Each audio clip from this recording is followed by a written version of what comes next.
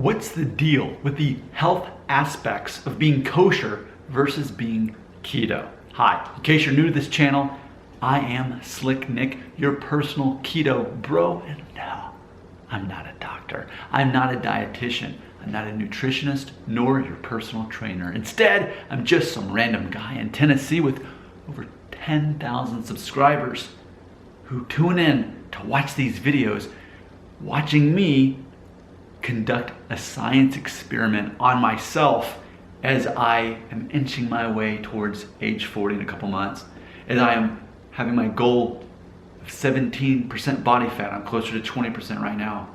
My goal of being able to fit into a medium-sized t-shirt and this half look good as this half, because when you still have belly fat, it kind of does that. So there you go. We want to specifically sort out this whole concept of being kosher versus being keto. And of all people on the planet, probably no one else is as qualified as I am to talk about this exact subject. Here's why. Up until a couple of months ago, it had been 12 and a half years since I had consumed pork or shellfish. When I got married, my wife and I, we decided to stop eating pork and shellfish, but we wanted to live cleaner. And we had done some research, as this is research I'm doing right now on myself conducting this whole science experiment, that ultimately, if you are eating bottom feeder animals, that it's bad for your health. It's a biblical concept going back to how Jewish people and Muslims have been for thousands of years, 10,000, however many years, lots of years. And so I committed to that myself. People will right now, 2 minutes in the video, say, "Are you Jewish?" Well, do have that.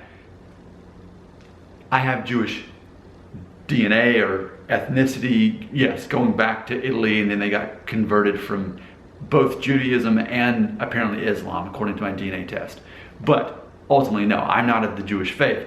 But it happened to be that I thought I should adopt this concept of Jewish people. It makes sense. I want to eat clean. So at the time, I was suffering very greatly from diastatic eczema, which is basically your hands. For my hands, it was like they were on fire. These blisters popped up. They were itching, they were oozing, and it got to the point where I could barely even use my hands to type anymore. And there's no medical cure for it. Well, once I adopted the kosher diet and lifestyle, it started getting better. And then I became vegetarian. And then I became vegan, and I remained vegan for 5.5 years. So basically, I was kosher for over 12, and about half of that I was specifically vegan. And my condition basically went away. About 1 out of 20,000 people experience diastatic eczema. So it went away, except for if I had a lot of sugar, then it would come back, just in a little bit. So that was my whole thing. But as we all know, by the time I turned 35, I started gaining back fat that I had lost when in the progress of going kosher, vegetarian, and vegan. So I decided, how am I going to do this? So I have a friend that's a personal trainer. He introduced me to the concept of counting calories and making sure you consume the same grams of protein every day as the pounds that you weigh. And it worked. I definitely started slimming down. But it got to the point for me that, it was just more practical and more efficient to just go keto to save what carbs I am going to have at the end of the day, because fat and protein don't spike your insulin anywhere near the same amount as carbs do. So that's kind of the backstory there. So I feel it's important to go through all that to explain this. When we look at the Bible, when we look at Jewish people and how they ate, when you look at the Bible, Old Testament and New, what you'll see is there's a big emphasis on bread specifically. Even in the Lord's Prayer, the most famous prayer that Jesus taught us, how should we pray? We ask God for this daily bread, right? We're talking about bread. Jesus' miracles, he had the fish and he had the bread. So the concept here is bread will trigger your insulin. That causes you to store fat. And it makes sense that back in those days, in much more ancient times compared to now, where I make an effort to walk 2 or 3 miles a day, whereas it's easier not to get much exercise at all unless you make a conscious effort. Back in those days, people were walking all the time. And they didn't have access to the fats and protein that we probably do today, especially in the United States. So eating bread was important because it kept your insulin triggered so that you could stay in fat gaining or storing mode instead of fat burning mode. Now, in the year 2021, it's the opposite.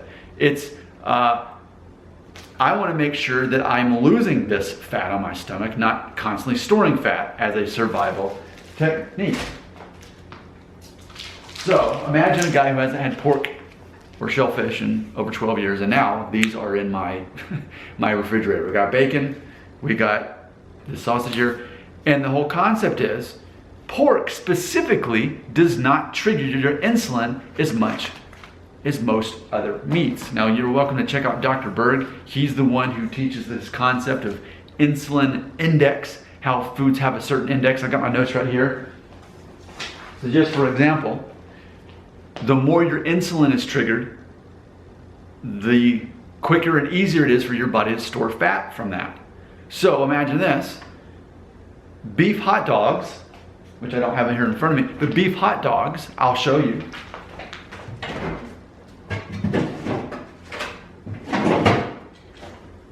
So now that I understand this about this insulin index, I'll know that these beef hot dogs, which have a good amount of fat, 11 grams of fat and 8 grams of protein and 0 carbs. In theory, this is pretty good as far as the keto diet goes.